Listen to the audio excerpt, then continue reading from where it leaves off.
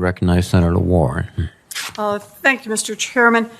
General Milley, our military executed a massive operation during the month of August. As I understand it, it was larger than the Berlin airlift. For the record, can you just tell us how many Americans you evacuated? Almost 6,000. I can get your precise number for the record, but it's about 6,000. Let's get the right number for the record, but that's helpful. And how many people in total did the U.S. and coalition forces evacuate? 124,000 total. 44,000 went out on non-U.S. aircraft, and the rest came out on U.S. aircraft. Okay, an extraordinary effort, but still, it's hard to get everyone out. Largest airlift in history. Right. Hard to get everyone out. One problem, of course, is that there were so many Afghan SIV applicants in Kabul waiting to be evacuated because the Trump administration had essentially shut the program down. Withdrawal was a massive operation conducted in a chaotic, unpredictable environment, and some people have criticized you for leaving on August 31st, but I just want to explore that for a minute. General Milley, once the Afghan government collapsed in August, would you say that staying past the date of their collapse would have exposed the force on the ground to substantial additional risk? Yes, and that is exactly what we assessed, that if we stayed past the 31st, the risk to force, U.S. military casualties, the risk to the mission, the ability to continue to execute a NEO, and most importantly, the risk to the American citizens that are still there was going to go to, we assessed, very high levels.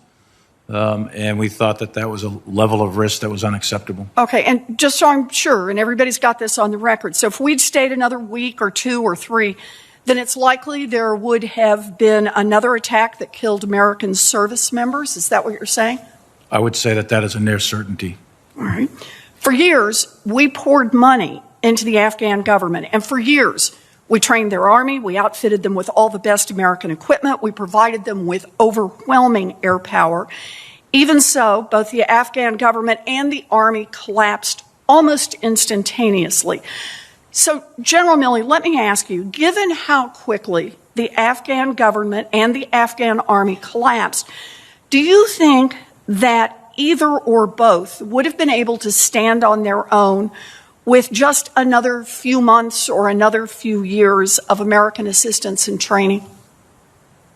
I think at this point that's unknowable, but my estimate at the time was if you kept advisors there, kept money flowing, et cetera, that we probably could have sustained them for a lengthy or indefinite period of time. Whether or not you would have had a different result at the end of the day, that's a different question. When I hear you say that, it reminds me of all the years that I've sat now on the Senate Armed Services Committee and how many times the generals have come in front of us, and when you point out every way in which the Afghan government was failing and the Afghan army was failing, the generals respond with, but we're turning the corner now. I didn't say we're turning the corner, Senator. I said we could sustain them. And that we would be able to keep them, and somehow when we got ready to withdraw, they would be so well sustained that they would not have collapsed instantaneously the way they did after 20 years of sustenance and training? Oh, I think the end state probably would have been the same no matter when you did it. Well, right.